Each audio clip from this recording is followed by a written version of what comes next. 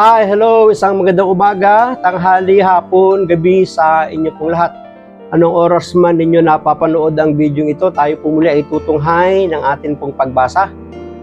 Para naman sa araw ng Huwebes, May 23, taong 2024, hahanguin natin ang mabuting balita sa Ebanghelyo ni San Marcos, kabanatang 14, mga talatang 22 hanggang 25. Samantalang sila'y kumakain, dumampot ng tinapay si Jesus. At matapos magpasalamat sa Diyos ay kanyang pinaghati-hati at ibinigay sa mga alagad. Kunin ninyo ito, ang aking katawan, wika niya.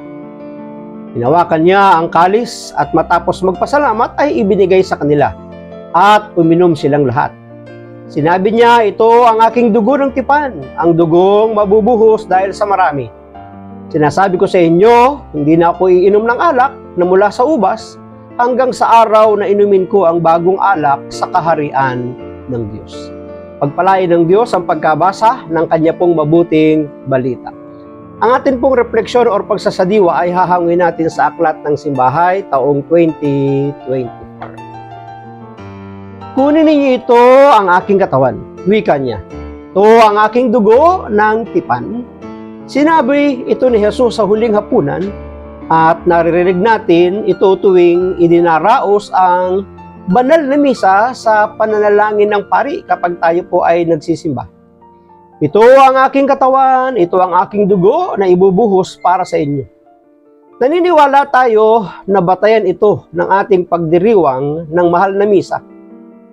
At ito ay tinatawag nating sakramento ng Eucharistia na itinatag ni Jesus.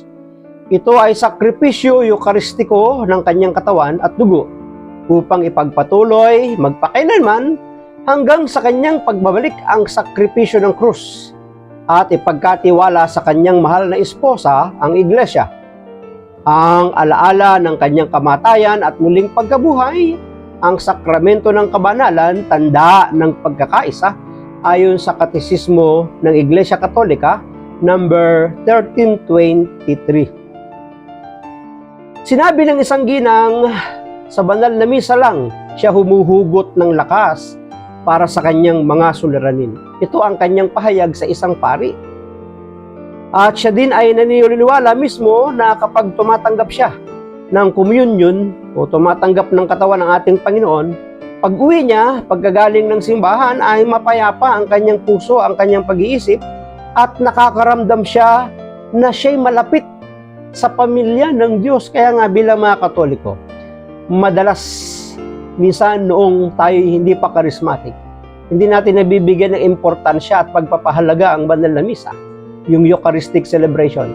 Pero sa ngayon na tayo po ay mga charismatic, binyagan, tumanggap ng pagbabago mula sa kaitaasan, na ha-appreciate na natin yung ginawa na paghihirap, pagdurusa, pagbibigay at pag-aalay ng Panginoon ng kanyang buhay para sa iyo at sa akin.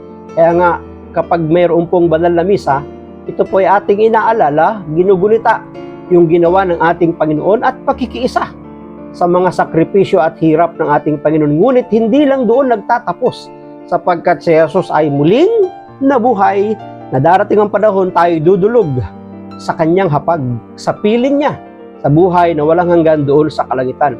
Kaya nga, ang tanong ay, ano ba ang ating nagiging mga layunin? Ano ba ang mga nagiging dahilan natin?